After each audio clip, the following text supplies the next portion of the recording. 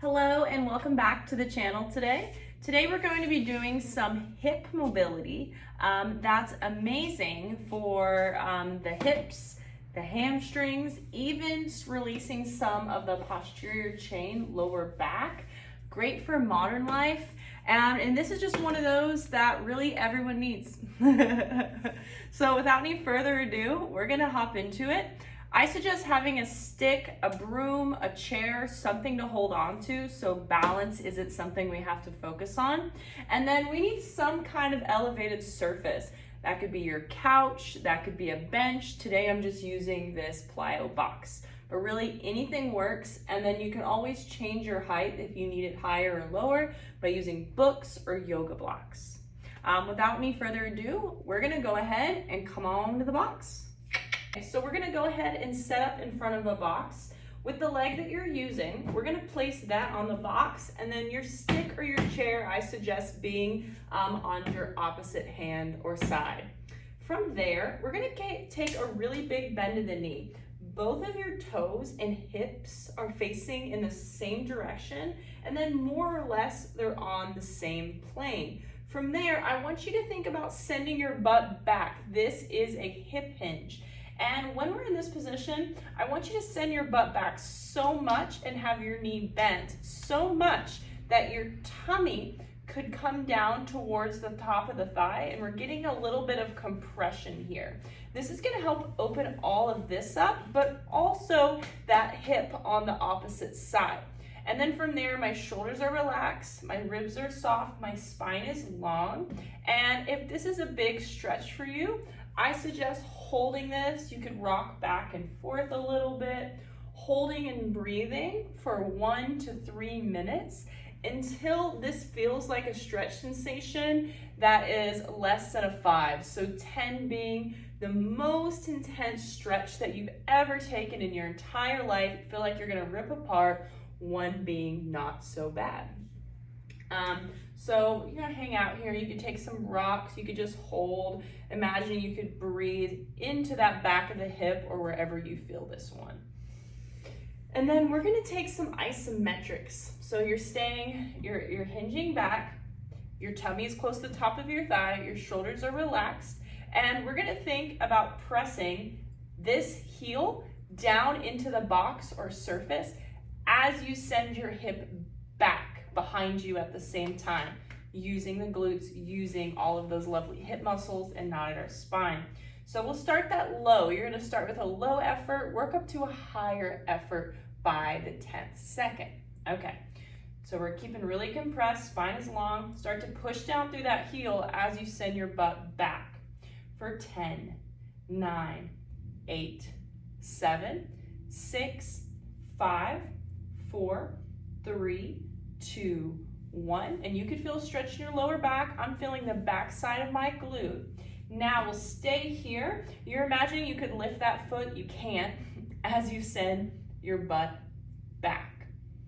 4, 10, 9, 8, 7, 6, 5, 4, 3, 2, 1. Good. Breathe. You could come out of it for a second. And on this one, you can think about arching your back or opening up through the pelvis, through the sit bones here, as you get a little bit more open and the body gets a little bit more comfortable in the stretch. We got 2 more rounds just like that. Hip goes back, tummy is close, hips are square. Press into that heel, send that hip back. 10, 9, 8, 7, 6, 5, 4, 3, 2, 1. Good. Breathe. And then again, you're trying to lift as you send it back. 10, 9, 8, 7, 6, 5, 4, 3, 2, 1. Good. Big breath. And as you're working through these, you can start to increase how hard you're pushing or pulling if that feels good and safe in your body to do so. We're listening to the body. Last round. Hip goes back. We're staying really close. Maybe you can even go a little farther. Shoulders are relaxed and back. Press into that heel. Send that hip back. 10, 9, 8, 7, 6, 5, 4, 3, 2, 1. Good, breathe.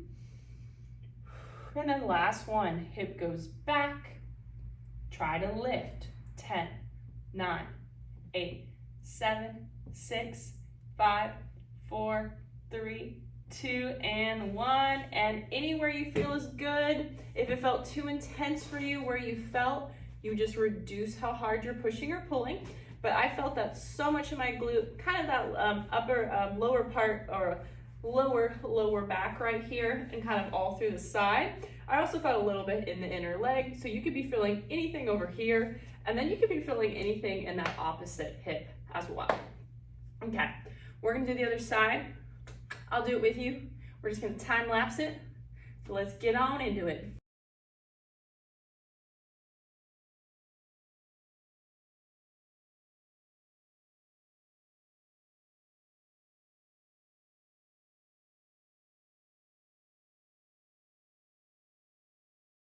Let's do a little bit of a standing balance. Use a stick or something to hold on to. Doesn't mean you're weak, it just helps with your alignment. We'll shift your weight over, equal weight, big toe, pinky toe, and heel. You're gonna lift this leg up. From here, watch your hips. You're gonna think about making them really square, and we'll think about pressing down to that whole foot, big toe's gonna drive, and see if you can make the front of this hip really long. And then you'll hold, try that out. You could take it out to the side, you could take it back, and all that good stuff that we just did there opened up this hip really good. And then we'll go ahead and switch sides.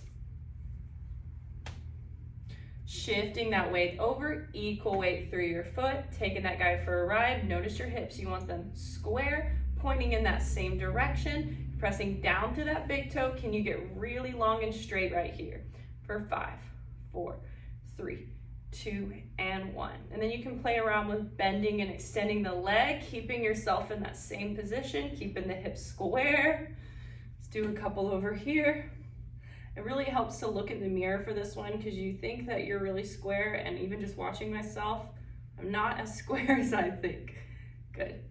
Yay. And then that just helped our hip flexion, so it helped open up our hip flexors. We got some mobility in the glutes and the low back when we did that too. If you want more like this, go ahead and hit me a subscribe. Share with your friends who need this one. And as always, happy moving, happy healing. Bye, y'all.